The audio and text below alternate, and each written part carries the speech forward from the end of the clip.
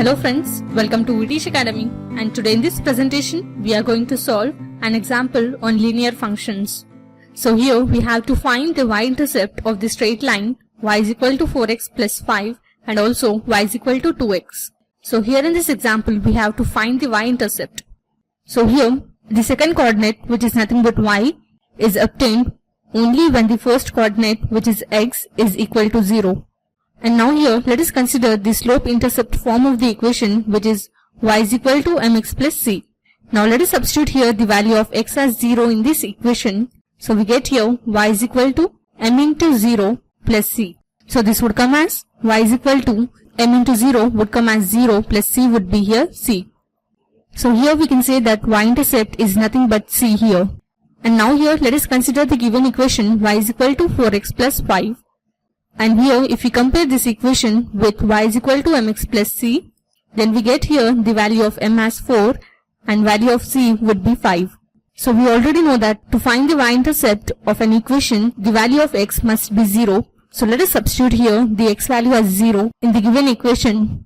So on substituting we get y is equal to 4 into 0 plus 5. So this would come as y is equal to 4 into 0 would come as 0 plus 5. That implies we get here the y value as 5.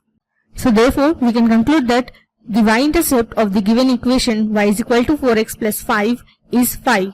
And in the given equation we observe that the value of c, which is nothing but the y-intercept, is 5. And now let us consider here y is equal to 2x, which is another equation. Now let us write this equation in the form of y is equal to mx plus c. So we get here the value of m as 2. And here we get the value of c as 0. So now, in order to find the y-intercept of the equation, the value of x must be 0. So let us substitute here the value of x as 0. So we get here y is equal to 2 into 0.